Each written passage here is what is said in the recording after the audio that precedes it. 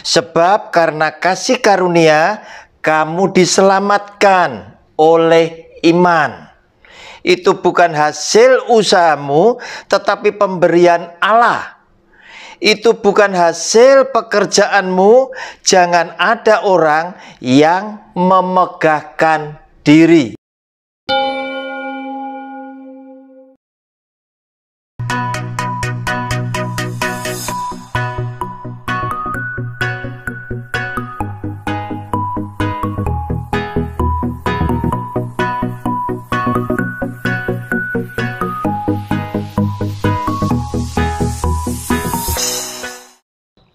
Hai sahabat, jumpa kembali dengan channel pribadi saya lewat program Sabar, Selidiki Alkitab bersama Roni Suwono.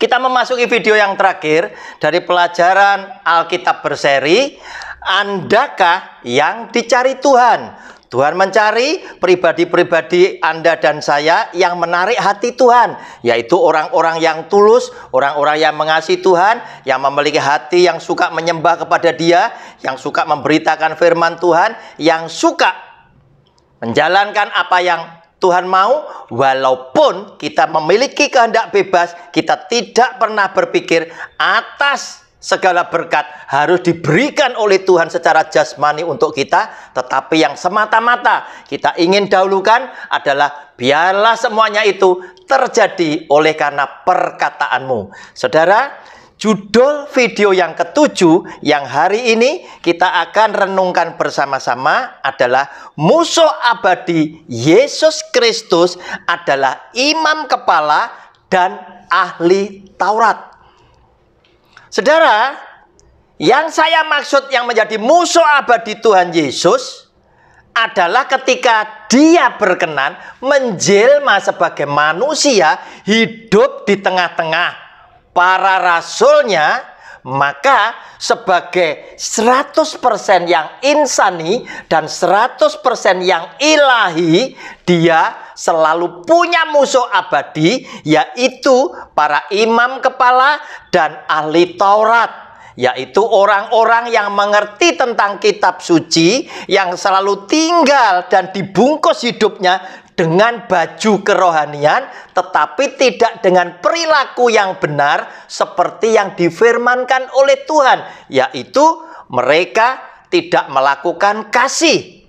Tetapi mereka yang selalu bermusuhan sesungguhnya hanya masalah tentang kepentingan mereka masing-masing. Konflik kepentingan dengan Kristus itulah yang menjadikan Yesus yang adalah Kristus memiliki musuh yang abadi, yaitu imam kepala dan ahli Taurat.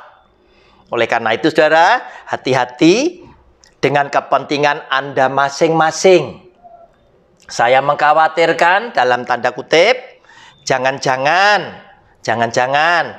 walaupun begitu banyak orang yang dibungkus hidupnya dengan baju kerohanian, mereka-mereka yang kelihatan melayani Tuhan, mereka-mereka yang setia seakan-akan memberitakan firman Tuhan, hati-hati. Jika Anda terpancing oleh kepentingan, ingatlah ahli Taurat, imam-imam kepala dulu bermusuhan dengan Tuhan Yesus, bermusuhan dengan sang kebenaran itu tadi, juga oleh karena kepentingan mereka terusik lewat ajaran Kristus. Saudara, mari persiapkan alat tulisnya, persiapkan juga Alkitabnya. Buka pada Matius pasal yang kedua, ayat 1 sampai dengan ayat yang ke-6. Silakan dicatat, saya bacakan demikian. Orang-orang Majus dari timur. Sesudah Yesus dilahirkan di Betlehem di tanah Yudea, pada zaman Raja Herodes datanglah orang-orang Majus dari timur ke Yerusalem dan bertanya-tanya, di manakah Dia, Raja orang Yahudi yang baru dilahirkan itu? Kami telah melihat bintangnya di timur dan kami datang untuk menyembah Dia. Ketika Raja Herodes mendengar hal itu, Terkejutlah ia beserta seluruh Yerusalem. Maka dikumpulkannya semua imam kepala dan ahli Taurat bangsa Yahudi, lalu dimintanya keterangan dari mereka di mana Mesias akan dilahirkan. Mereka berkata kepadanya, di Betlehem di tanah Yudea, karena demikianlah ada tertulis dalam kitab Nabi. Dan engkau Betlehem, tanah Yehuda, engkau sekali-kali bukanlah yang terkecil di antara mereka yang memerintah Yehuda, karena daripada mula akan bangkit seorang pemimpin yang akan menggembalakan umatku Israel. Saudara, dari bacaan ini, saudara, kita lihat telah membuat kedatangan rombongan orang Majus, membuat Herodes beserta seisi istananya itu terkejut. Kenapa? Karena orang Majus selalu bertanya, telah lahir seorang raja daripada bangsa Yahudi. Kami datang untuk menyembah dia. Dia ada di mana? Kami telah melihat bintangnya. Maka Herodes memanggil orang-orang Majus, mampir ke istananya untuk ditanya perihal tentang bayi Yesus. Dan Herodes juga cross-check dengan mengumpulkan para imam-imam kepala dan ahli-ahli Taurat. Nah, saudara, kita akan cermati ahli-ahli Taurat ini. Saudara, ayat keempat, maka dikumpulkannya semua imam kepala dan ahli Taurat bangsa Yahudi, lalu dimintanya keterangan dari mereka di mana Mesias akan dilahirkan. Nah, saudara, ahli-ahli Taurat dan orang-orang Farisi, tokoh-tokoh agama, adalah orang-orang yang mengerti tentang kitab suci. Dia tahu bahwa Mesias akan dilahirkan. Tetapi pada kenyataannya setelah Yesus Tuhan menjadi dewasa dan kemudian melayani Bapaknya, mulai memberitakan firman daripada Bapaknya, mereka tidak tunduk bahwa Yesus adalah Mesias. Tetapi mereka justru mengadakan perlawanan oleh karena apa yang diajarkan oleh Tuhan Yesus itu telah membuat perbedaan dengan apa yang dilakukan oleh mereka. Pamor mereka itu bisa terancam. Kedudukan mereka bisa goyah gara-gara ajaran Kristus yang bisa diterima lebih masuk akal, lebih humanis oleh semua masyarakat pada waktu itu. Sehingga ahli Taurat dan orang-orang Farisi mulai merasakan bahwa Yesus ini menjadi penghalang buat mereka, menjadi ancaman bagi kedudukan mereka, bagi pamor mereka, kehormatan mereka, bahkan bagi income mereka, yang mana sudah mereka rasakan betapa nikmatnya mereka duduk di atas kursi Musa, menjadi orang yang sangat disegani, orang yang sangat dihormati. Apapun kata-kata mereka harus dituruti dan lain sebagainya.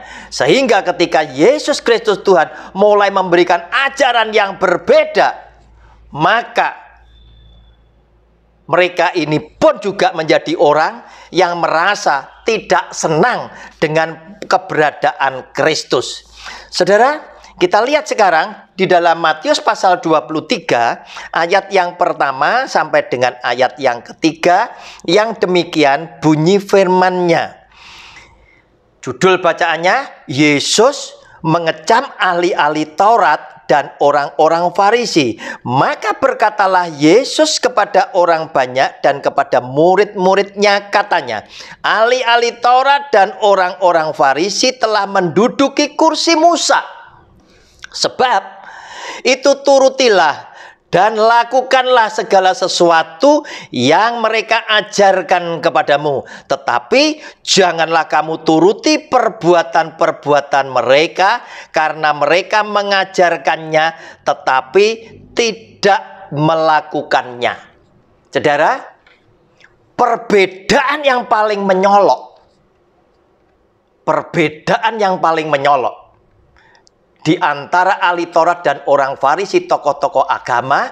Mereka adalah orang-orang yang bisa hanya berbicara, mengajarkan, tetapi mereka tidak pernah menunjukkan teladan yang sama dengan apa yang mereka ajarkan. Dengan arti kata lain, mereka bisa ngomong, tapi mereka tidak melakukan. Dan Yesus yang adalah Tuhan berkata, tetapi janganlah kamu turuti perbuatan-perbuatan mereka, karena mereka mengajarkannya tetapi tidak melakukannya. Berbeda sekali dengan Tuhan Yesus. Dia mengajarkannya, dia melakukannya. Oleh karena itu, ketika dia membasuh kaki para muridnya, maka Petrus dan teman-teman juga menjadi kaget dan sungkan-sungkan. Kenapa? Kenapa Tuhan kau harus yang membasuh? Bukankah kami yang harus membasuh? Tetapi Yesus yang adalah Tuhan itu tetap melakukan. Dan dia menghimbau, dia mengajarkan kepada para muridnya agar supaya apa yang dia lakukan itu pula yang dilakukan oleh murid-muridnya. Jadi klop, dia memberikan teladan dan dia juga mengajarkannya. Saudara, lihat di dalam Yohanes pasal yang ke-13. Nah, itu judulnya Yesus membasuh kaki murid-muridnya. Saudara, saya bacakan ayat 14 dan seterusnya. Jadi jikalau aku membasuh kakimu, aku yang adalah Tuhan dan gurumu, maka kamu pun wajib saling membasuh kakimu. Sebab aku telah memberikan suatu teladan, saudara, kepada kamu, supaya kamu juga berbuat sama seperti yang telah kuperbuat kepadamu. Aku berkata kepadamu, sesungguhnya seorang hamba tidaklah lebih tinggi daripada tuannya, ataupun seorang utusan daripada dia yang mengutusnya. Jikalau kamu tahu semua ini, maka berbahagialah kamu jika kamu melakukannya. Saudara, berarti teladan itu tetap nomor satu di hadapan Tuhan. Dan ini dilakukan oleh Tuhan Yesus. Yesus yang adalah Tuhan itu melakukan teladan lebih dulu, memberikan contoh perbuatan lebih dulu. Dia membasuh kaki para muridnya. Maka setelah dia memberikan contoh, dia berkata dalam ayat 15 dari Yohanes pasal 13 ini, sebab aku telah memberikan suatu teladan kepada kamu, supaya kamu juga berbuat sama seperti yang telah kuperbuat kepadamu.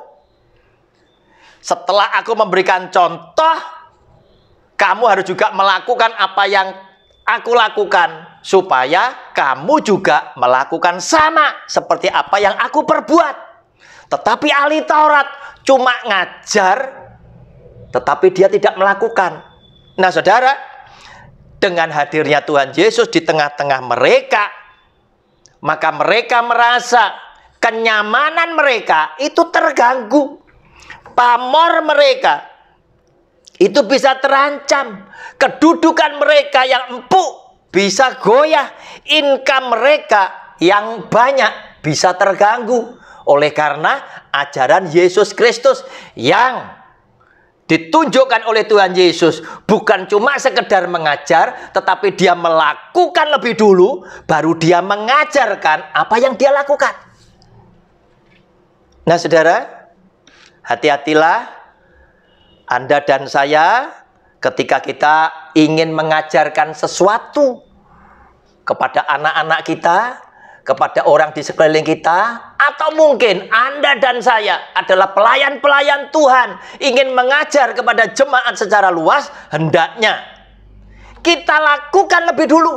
Kita memberikan teladan dengan perbuatan lebih dulu, baru kita mengajarkan. Sehingga dengan demikian kita meneladani cara pengajaran Kristus kepada para rasulnya. Bukan ahli Taurat dan orang Farisi yang hanya bisa cuap-cuap, bisa ngomong doang, tetapi tidak melakukan apa-apa yang mereka sedang ajarkan. Saudara, agar supaya Anda tahu perilaku ahli Taurat, orang Farisi, dan imam-imam kepala ini tadi, saya mau lanjutkan. Matius 23, tadi kita baca ayat 1 sampai 3. Kita lanjutkan ayatnya yang keempat. Mereka mengikat beban-beban berat, lalu meletakkannya di atas bahu orang, tetapi mereka sendiri tidak mau menyentuhnya.